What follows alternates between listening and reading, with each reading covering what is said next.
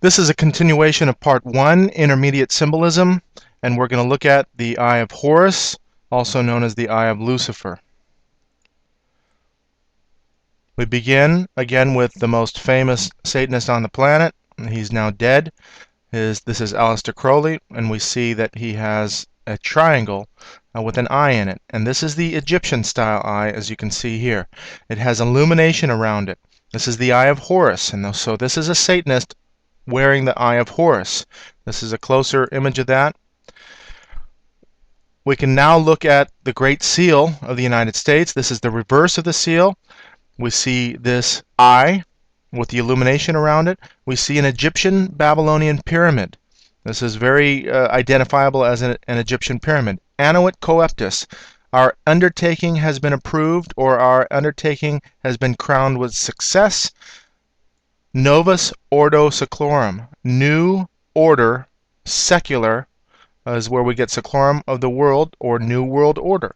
So their undertaking has been approved, and the undertaking is the New World Order, and we can see that the New World Order is an Egyptian Babylonian world order. Therefore, this eye has been disguised to look like a regular eye, when in fact it is the Eye of Horus, the Egyptian eye. We can make that logical conclusion. In the occult, Egypt is revered, and we can see the Great Pyramid is also uncapped. Another thing to note is that in the Bible, Egypt is quintessentially a place of bondage, and so the story of Moses and him bringing out the Hebrews out of Egypt, this is a great story in the Bible. And the Bible, God says, "I brought you out of Egypt," and therefore Egypt is representation of bondage. We can see here this child's toy has the correct interpretation of the eye on top of the pyramid and the Egyptian style eye. You can see here the eye in the triangle. Aleister Crowley has written, or in the interpretation of it, the eye in the triangle as well. Again, you can see the Egyptian pyramid. You can see the reverence for science. I know it sounds like a good thing, but I'll tell you what, their science is in a different category. But scientists revere, many scientists are into the occult, and you'll see that a little bit later. This is not the Illuminati logo, but somebody on the internet has made this, and I thought it appropriate just to understand that they've put the Egyptian style eye there. Now, going on to the entire seal itself. This is the front side of the seal. This is the back side of this is the back side of the seal here. And this seal was put on by Freemasons. And FDR was responsible for this. 1933, he began, or they legislated this to put the seal on the dollar bill. In 1935, I believe, around there, it first appeared on the dollar bill. He is a Shriner Freemason. You can see now the Shriners wear this Islamic fez. It is an Islamic style hat. You can see now this Shriner also, Shriner to Shriner, or Freemason to Freemason, has a distinct handshake. We'll see that a little bit later. You can see that the knuckle is pressed against, or the thumb is pressed against the knuckle, or the knuckle area, and there's different knuckles depending on different degrees. You can see here this Shriner Freemason has the word Islam here, and you can see the Islamic connotation and symbols of that. Even the Islamic sword, crescent moon, and star, you see that in Islam. This particular hat that FDR is wearing, I believe it says Alma, but some say Allah. There's all references to Islam. Now, the front of the dollar bill was placed by Freemasons, and so there's the number 13. Now, with the exoteric meaning, the outside meaning is that the 13 colonies were founding this nation. I believe it's not a coincidence that we had 13 colonies that founded this nation, but we have 13 leaves, 13 berries, 13 arrows, 13 stripes, 13 letters in E pluribus unum, 13 stars up above. Normally, the number 13 is an unlucky number, and in fact, in the Bible, it is a number of rebellion. So Revelation 13 is about rebellion, and in Genesis 14, we have 12 years they served, and the 13th they rebelled. So I'm giving this reference to 13 being a number of rebellion. As an architect, we don't even put the 13th floor in a building because it has such a negative connotation. Now, this is the New Age magazine, which is the Freemasonic magazine. It's since been changed to the Scottish Rite magazine. The New Age movement is a direct result of Freemasonry through Theosophy. Theosophy is Luciferian doctrine, so we can understand that the mysteries or the mystery religions, Luciferianism, is the New Age movement. And so you have here the New Age magazine. This is April 1960, and you can see the Masonic symbols on the dollar bill and the reference all to 13s.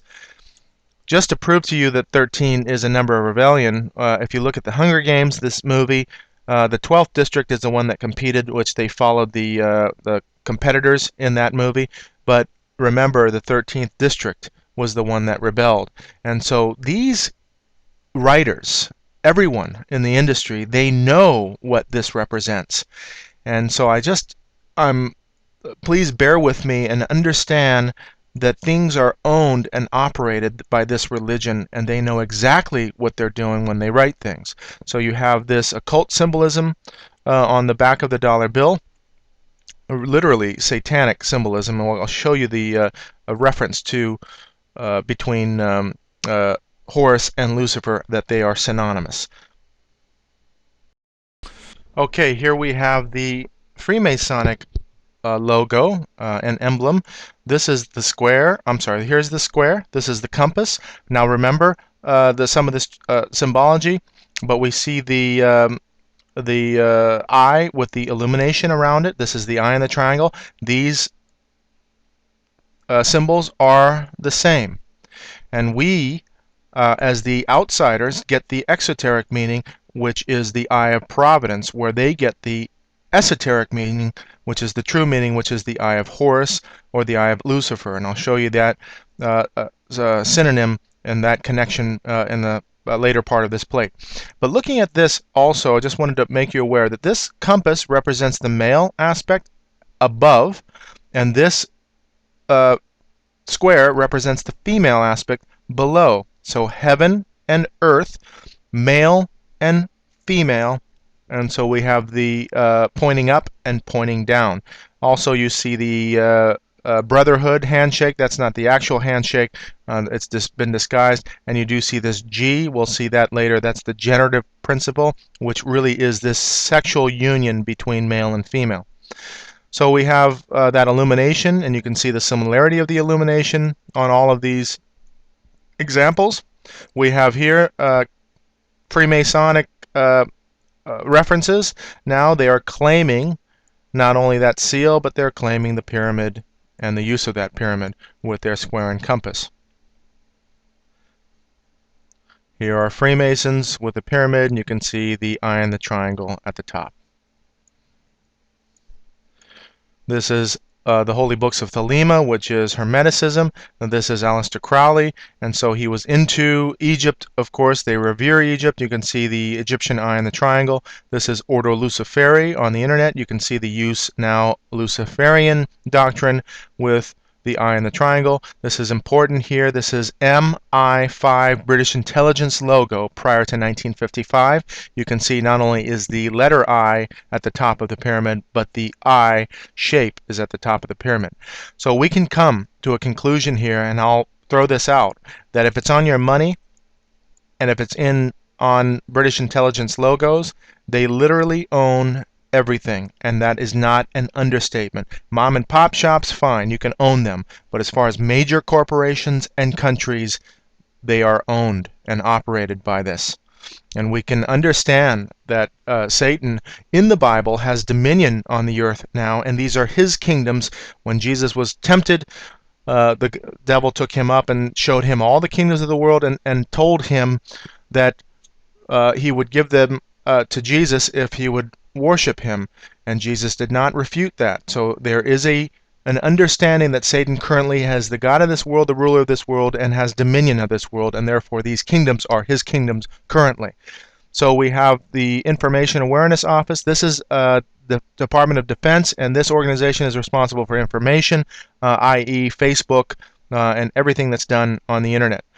Here's George W. Bush and his grandchildren with Barbara Bush, and you can see that he plays with this Illuminati pyramid, Babylonian Egyptian pyramid, with his grandchildren. This is an acronym, Mason. You can do this with this type of star here, and then of course that is the satanic hexagram, and we'll get into that connotation. It has a meaning even on certain flags in this world. So moving forward, it is a secret organization, so this Freemason has chosen to blot his face out, secret society, but you can see the all-seeing eye, or the Eye of Horus there. This is Aleister Crowley as a Freemason, a young man. He's in Freemasonic regalia, and just wanted to show you that he is a decorated Freemason. You'll see older pictures of him later. Aleister Crowley and the Aeon of Horus. So you're seeing his connection with Horus. This happens to be the demon that he channeled and was in touch with. And I forget his name, but you can look that up on the internet. Look up Aleister Crowley and this particular demon. Looks very similar to the alien or greys that we have all come to understand and know. There is Horus with the serpent on the head and the sun. The Aeon of Horus is a heavy metal rock band, so you can see here that reference, and you can see the pyramid in the background, and of course Aeon of Horus. This is important because you can see that there's a pentagram back there, so now they are both satanic and representing Horus. This is a Freemasonic tracing board. Usually these tracing boards do not have letters on them, but you can see that the eye is referenced to Lucifer, and so that is the Eye of Lucifer. Now, proving what the connection between Horus and Lucifer, this is the Lucifer rising ritual. This is Aleister Crowley's Ordo Templi Orientis logo, and we'll get into some of the details of that later. But Lucifer rising ritual. Now you see here, participants, Lucifer and Horus are synonymous. They are together. Lucifer and Horus. And you can read all about that Lucifer rising ritual if you want. Lucifer rising and the use of the Egyptian pyramid. So that connection between Horus and Lucifer is solid. And now this is a satanic emblem, a Luciferian emblem, and you can see the similarities between this eye and the Egyptian eye, making that connection.